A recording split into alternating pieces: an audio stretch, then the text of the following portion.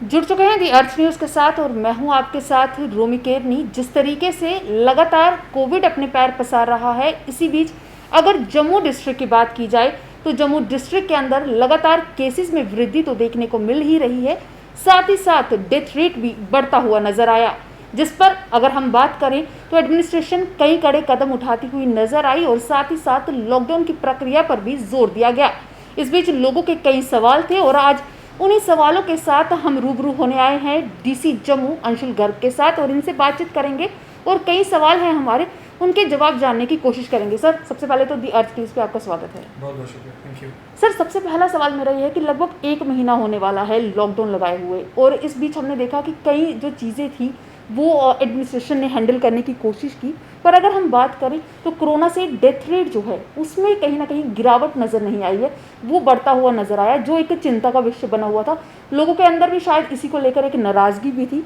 इसके पीछे क्या समझते हैं कि एडमिनिस्ट्रेशन जो है लोगों को सुविधाएं देने में कहीं ना कहीं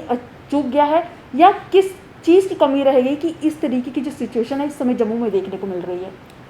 देखिए, आपने सही कहा कि कोविड वेव 2 के अंदर एक छोटी सी बात जो हम सब समझ रहे हैं और मेडिकल एक्सपर्ट भी बता रहे हैं कि काफ़ी डिफरेंट नेचर थी वायरस की इस बार पिछले साल की से अगर कंपेयर करें तो इन्फेक्शन रेट बहुत ज़्यादा फास्ट था और बहुत सीवियर था।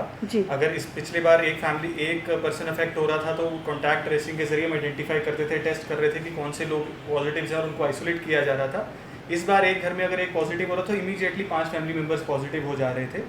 और स्टार्टिंग के टाइम्स में कहीं ना कहीं लोगों के अंदर भी टेस्ट कराने को लेकर थोड़ा परहेज़ रहा और इस वजह से हॉस्पिटल्स में भी लोग काफ़ी हद तक लेट पहुंचे। नेशनल हेल्थ मिशन जेके ने भी स्टेटिस्टिक्स जारी किए थे जिसमें हम देख पा रहे थे कि जो 33% ऑफ दी जो डेथ्स हमें देखने को मिली थी उसमें वो लोग थे जो आखिरी 48 घंटों में हॉस्पिटल पहुंचे, जिस वजह से सही वक्त पर मेडिकल इंटरवेंशन नहीं हो पाई और अनफॉर्चुनेटली हमारा डेथ रेट काफ़ी हाई रहा। तो वजूहत कई तरह की रही हो सकती हैं और कोशिश हमारी कॉन्स्टेंटली यही रहती है कि सिस्टम्स को कैसे इम्प्रूव किया जा सके। ऑक्सीजनेटेड बेड्स की कैपेसिटीज़ को भी ऑगमेंट काफ़ी सिग्निफिकेंटली किया गया, जहां हम 700-750 बेड से स्टार्ट हुए थे अप्रैल में, आज हम तकरीबन 1500 बेड्स के आसपास हैं। हमारे self generating oxygen generation plants चल रहे हैं जीएमसी में, सीडी हॉस्पिटल में, एमसीएच में, हर जगह पर ऑक्सीजन कैपेसिटीज़ को ऑगमेंट किया गया है। कॉन्सेंट्रेटेड सपोर्टेड बेड्स लगाए गए हैं, 108 एम्बुलेंस सर्विस इंस्टेंटली अवेलेबल है। तो चीज़ों को पैरेलली कोशिश की जा रही है कि इंफ्रास्ट्रक्चर के लिहाज से, अवेयरनेस के लिहाज से, कंट्रोल रूम की रीच आउट के लिहाज से, सब तरीके से चीज़ों में इम्प्रूवमेंट लाई जा सके और होपफुली आने वाली टाइम्स में जो कर्व हम प्लेटो जिसको हम कहते हैं या उसका कम होना कहते हैं, उसको और बेहतर तरीके से आगे उसके रिजल्ट सब देख पाएंगे।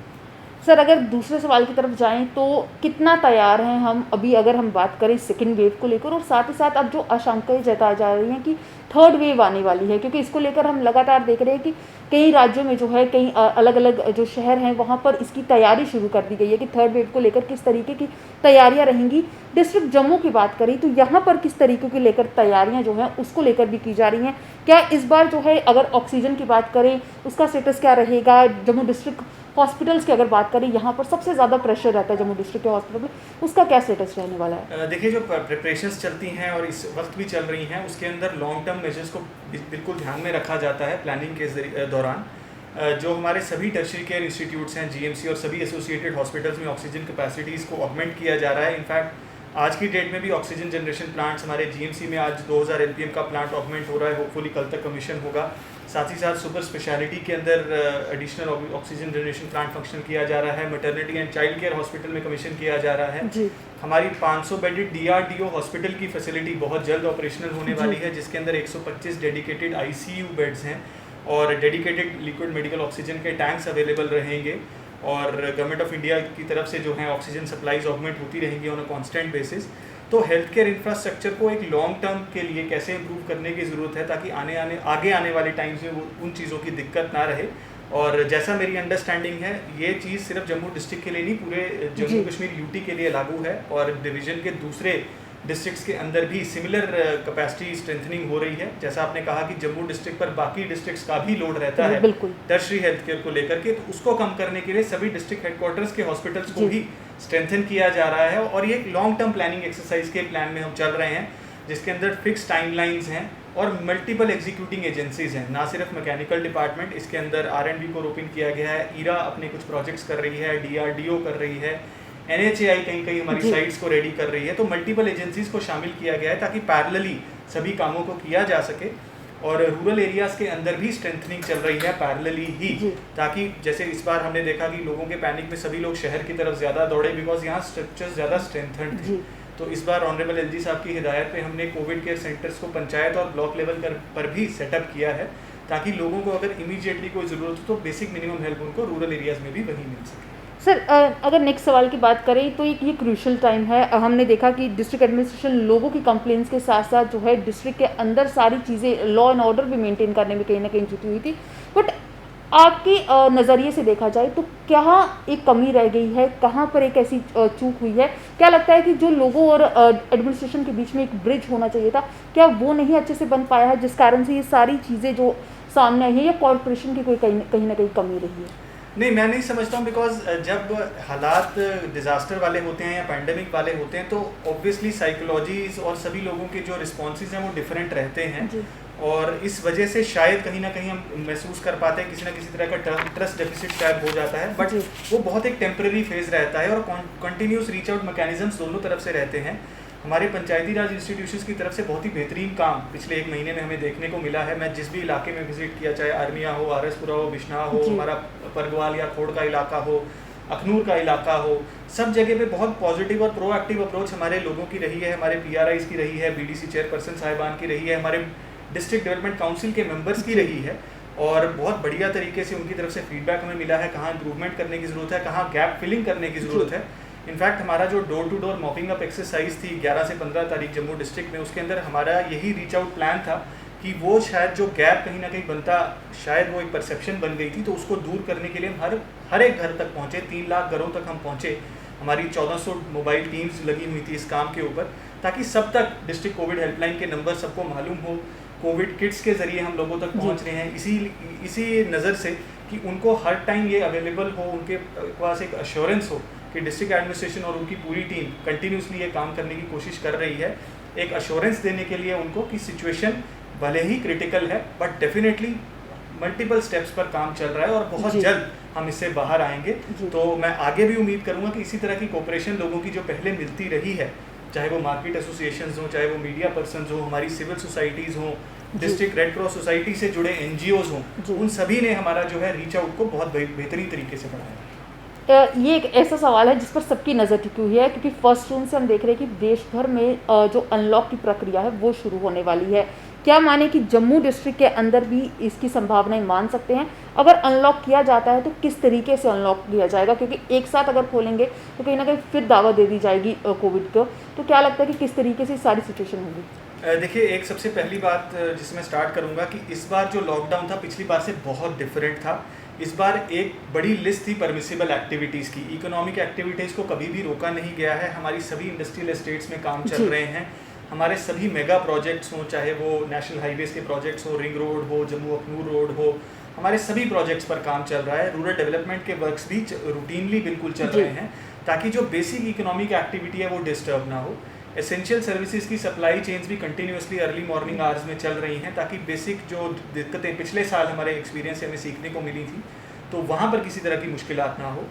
इस वीक भी हमने थोड़ी सी रिलैक्सेशंस को थोड़ा सा लूजन आउट किया है, सिर्फ और सिर्फ कोविड के ट्रेंड के लिहाज को देखते हुए, हमारी एनहांस्ड बेड कैपेसिटीज़ को देखते हुए कि हमारी प्रिपेयर्डनेस पहले से बेटर है, तो इस वजह से थोड़ा थोड़ा इकोनॉमिक एक्टिविटीज़ को रिलैक्स किया जा रहा है। पर जैसा हम सब जानते हैं कि कोविड एक बहुत डायनेमिक सिनेरियो है, बहुत डायनेमिक सिचुएशन है, तो अगले 3 दिन बाद क्या होगा क्या नहीं होगा उसका डिसीजन आज नहीं लिया जा सकता है। वो मौके के हालात को देखते हुए कि कैसी सिचुएशन उभर कर आती है, और स्टेट एग्जीक्यूटिव कमेटी जो कॉम्पिटेंट अथॉरिटी है गवर्नमेंट ऑफ JNK की तरफ से, उनकी तरफ से क्या गाइडलाइंस और दिशा निर्देश आते हैं, उन सभी को ध्यान में रखते हुए ही आगे की स्ट्रेटजी तय की जाएगी।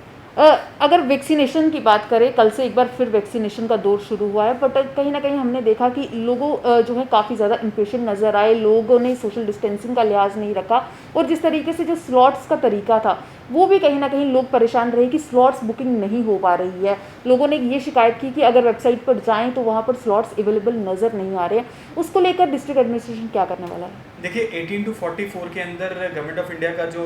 कोविन पोर्टल का मैंडेट था वो ये था कि ये सिर्फ प्री बुकिंग के बेसिस पर ही लोग वैक्सीनेशन करवा सकते हैं। उसके लिए हमारी एक साइट जो है फर्स्ट से ही, मतलब मई के पहले हफ्ते से ही चल रही है, और तकरीबन 300 स्लॉट्स अवेलेबल रहते हैं। और डेफिनेटली जितना पॉपुलेशन बेस ज़्यादा है इस कैटेगरी के अंदर, तो डेफिनेटली रश भी उतना ही ज़्यादा उन स्लॉट्स के लिए रहता है, इसलिए लोगों की ये शिकायत रहती है कि स्लॉट्स नहीं मिल पा रहे हैं। हाउएवर, जैसे जैसे वैक्सीन सप्लाईज ऑगमेंट होती जाएंगी वैसे वैसे और स्लॉट्स अवेलेबल रहेंगे ताकि लोग आराम से अपनी स्लाइड्स को बुक करवा सकें।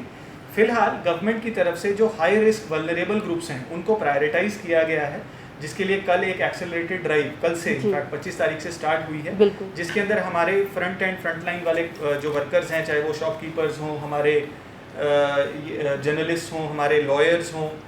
हमारे कंस्ट्रक्शन वर्कर्स हैं जो हमारी इंडस्ट्रियल साइट्स पे काम कर रहे हैं, और साथ ही साथ जो हमारे वल्नरेबल कैटेगरीज हैं जैसे कि हमारे स्पेशली एबल्ड लोग हैं, विडोज़ हैं, ऑर्फन्स हैं, सिंगल मदर्स हैं, उन सबको प्रायोरिटी पे वैक्सीनेट किया जा रहा है, जिसके लिए डेडिकेटेड साइट्स हमारे पूरे डिस्ट्रिक्ट में चल रही हैं। कल भी ऐसे तकरीबन 3000 से ज़्यादा लोगों को हमने डिफरेंट साइट्स पर वैक्सीनेट किया है। हमारे stakeholder departments health department के साथ कंधे से कंधा मिलाकर इसमें काम कर रहे हैं ताकि इन सब वल्नरेबल कैटेगरीज़ को पहले वैक्सीनेट किया जा सके, जो फ्रंट एंड पे रहते हैं और इकोनॉमिक एक्टिविटीज़ और सोसाइटी के जो वल्नरेबल ग्रुप्स हैं इनको थोड़ा पहले कैटेगराइज करके इनको पहले वैक्सीनेट करें, और धीरे धीरे यही वैक्सीनेशन ड्राइव जो है बाकी ग्रुप्स के लिए भी अवेलेबल होगा। सर, आखिरी सवाल ये रहेगा कि लोगों से किस तरीके की अभी भी उम्मीद है डिस्ट्रिक्ट एडमिनिस्ट्रेशन को कि किस तरीके का सहयोग जो है वो प्रदान करें? आप हमारे ज़रिए क्या मैसेज देना चाहेंगे लोगों को? देखिए, मैं लोगों को एक ही अपील पहले भी कर रहा था, अभी भी वही करना चाहूँगा कि सिचुएशन जो है दिन ब दिन चेंज हो रही है, बदल रही है। केसेस की संख्या में डेफिनेटली कमी आई है, पॉजिटिविटी रेट में कमी आई है, लेकिन हमारी जो टेस्टिंग की स्ट्रैटेजी है वो जैसे पहले 2 महीने पहले थी वही आज भी है। नंबर ऑफ़ टेस्ट हमारे आज भी 7-7,500 टेस्ट हम डेली कर रहे हैं ताकि कोई भी इलाका, कोई भी एरिया छूटना नहीं चाहिए। लेकिन लोगों से मेरी अपील रहेगी कि टेस्टिंग करने से कोई संकोच ना करें किसी भी तरीके का। किसी भी तरह के सिम्टम्स फील हों तो टेस्ट करना बहुत ज़रूरी है, क्योंकि टेस्ट, ट्रैक एंड ट्रीट यही एक स्ट्रैटेजी है जो हमें इस प्रॉब्लम से बाहर निकाल सकती है। दूसरा, सेल्फ मेडिकेशन जो है वो हमारे लिए हानिकारक हो सकता है, तो डॉक्टर कंसल्टेशन बहुत ज़्यादा ज़रूरी है। हमारी कोविड हेल्पलाइंस पे आप कभी भी कांटेक्ट कर सकते हैं, रीच आउट कर सकते हैं। कभी भी किसी तरह की अनईजीनेस या कुछ सिम्टम्स ऐसे फील हों तो 108 एम्बुलेंस सर्विस कॉल करके अपने नज़दीकी डॉक्टर तक पहुंच सकते हैं। तो ये बहुत इंपॉर्टेंट है कि इस अवेयरनेस को, इस मैसेज को हम अपने साथ रखें, और साथ ही साथ कोविड अप्रोप्रिएट बिहेवियर जिसके बारे में कॉन्स्टेंटली बात की जा रही है, हम सभी को अडॉप्ट करना है और कंटिन्यूसली मेंटेन करना है, ताकि जो मुश्किलात हमें पिछले कुछ दिनों में देखने को मिली हैं वो आगे हमें ना देखने को मिले। बहुत बहुत शुक्रिया हमारे साथ जुड़ने के लिए। और ये थे हमारे साथ डीसी जम्मू अंशुल गर्ग, जिन्होंने कई सवालों के जवाब दिए और बताया कि किस तरीके से डिस्ट्रिक्ट जम्मू जो है वो लगातार तैयार हो रहा है कोविड से लड़ने के लिए, क्योंकि अगर तीसरी वेव आती है तो ज़रूरी है कि यहाँ पर तैयारियाँ पूरी हो, और उम्मीद यही की जा रही है कि इस बार जो है जम्मू बेहतर होकर दिखाएगा। तो जुड़े रहें DRC न्यूज़ के साथ।